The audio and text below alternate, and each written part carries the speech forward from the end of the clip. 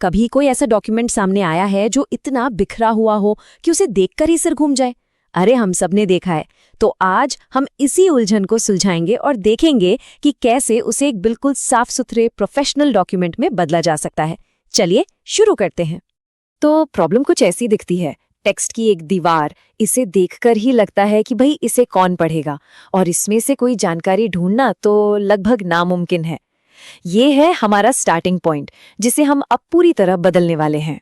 तो सवाल ये उठता है कि इस टेक्स्ट के ढेर को पढ़ने लायक और प्रोफेशनल कैसे बनाया जाए। इसका जवाब छिपा है कुछ आसान लेकिन बहुत ही असरदार टूल्स में, जिन्हें हम एक एक करके देखने वाले हैं। तो सबसे पहला काम, किसी भी बिखरी हुई चीज को संभालने के लिए उसे एक ढांचा देना पड़ता है, एक स्ट्रक्चर। इसके लिए हम दो बड़े ही दमदार टूल्स का इस्तेमाल करेंगे, लिस्ट्स और सॉर्टिंग। लिस्ट्स यूं तो दो तरह की होती हैं और इनका फर्क समझना बहुत जरूरी है। देखिए, बुलेट पॉइंट्स का इस्तेमाल तब होता है जब चीजों का क्रम यानी ऑर्डर जरूरी ना हो, जैसे कि कोई शॉपिंग लिस्ट। और नंबर्ड लिस्ट तब काम आती है जब क्रम बहुत मायने रखता हो। सोचिए जैसे किसी रेसिपी के स्टेप्स में।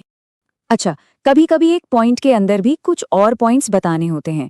इसके लिए होती है मल्टी लेवल लिस्ट्स, और ये बनाना तो बहुत ही आसान है। बस कीबोर्ड पर टैब की दबाइए और आपका पॉइंट एक सब पॉइंट बन जाएगा।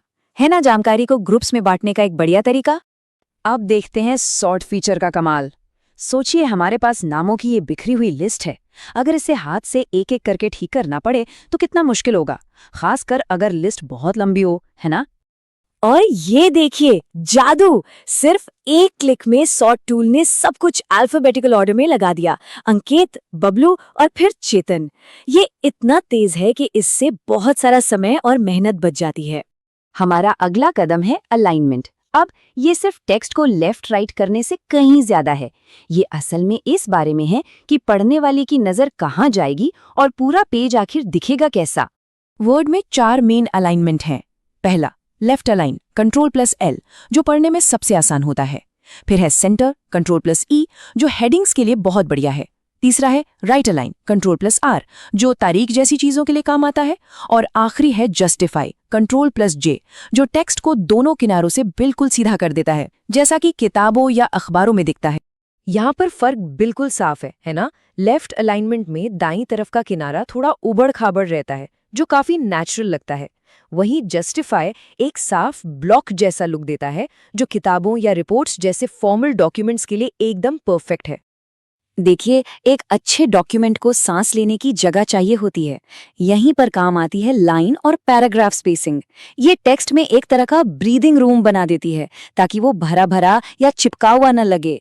जैसे ये नंबर है 2.0 यानी डबल स्पेसिंग। इसे बदलना बहुत आसान है। 1.0 का मतलब है सिंगल स्पेस, 1.5 थोड़ा ज्यादा गैप देता है और 2.0 इसे और भी खुला खुला बना देता है। मकसद एक ही है, पढ़ने में आसानी पैदा करना। तो अब जब हमारा स्ट्रक्चर और स्पेसिंग सही हो गए हैं, तो क्यों ना इसमें कुछ डिजाइन का तड़का लगाया जाए। शेडिंग और बॉर्डर्स, ये वो फाइनल टच देने और जरूरी जानकारी पर ध्यान खींचने के लिए शानदार टूल्स हैं। शेडिंग का काम बहुत सीधा है। ये किसी लाइन या पैराग्राफ के बैकग्राउंड में रंग भर देती है, जिससे वो हिस्सा तुरंत अलग से नजर आने लगता है। किसी कोट या जरूरी नोट को हाईलाइट करने के लिए ये एकदम परफेक्ट है। और बिल्कुल वैसे ही बॉर्डर्स टेक्स्ट को फ्रेम कर सकते हैं, जैसा यहाँ दिख रहा है। किसी जरूरी पैराग्राफ के चारों ओर एक बॉक्स बनाया जा सकता है ताकि वो अलग से दिखे। ध्यान खींचने का ये एक सरल लेकिन बहुत ही असरदार तरीका है। और अब एक बोनस टिप जो ढेरों समय बचाने वाली है। गलतियां तो सबसे होती हैं, पर उन्हें ठीक करना मुश्किल क्यों हो, है ना? चलिए अब बात करते हैं फाइंड एंड रिप्लेस की। सच कहूं तो ये टूल एक गेम चेंजर है। ये पूरे डॉक्यूमेंट में कोई खास शब्द ढूंढने और उसे एक झटके में किसी दूसरे शब्द से बदलने की ताकत देता है। समय बचाने और कंसिस्टेंसी बनाए रखने के लिए तो ये कमाल का टूल है। और इसका प्रोसेस तो बहुत ही सीधा है। मान लीजिए डॉक्यूमेंट शब्द को कंप्यूटर से बदलना है, तो फाइंड बॉक्स में डॉक्यूमेंट लिखिए, रिप्लेस बॉक्स में कंप्यूटर और रिप्लेस ऑल पर क्लिक कर दीजिए। बस काम हो गया। और ये रहा नतीजा। ये वही टेक्स्ट है, लेकिन अब ये उन सभी टूल से बदल चुका है जिनके बारे में हमने बात की। लिस्ट्स, सही अलाइनमेंट, अच्छी स्पेसिंग और हाइलाइटिंग। अव्यवस्था से स्पष्टता तक का हमारा सफर पूरा हुआ। तो सबसे बड़ी सीख यह है कि ये टूल्स सिर्फ डॉक्यूमेंट को सुंदर बनाने के लिए नहीं हैं।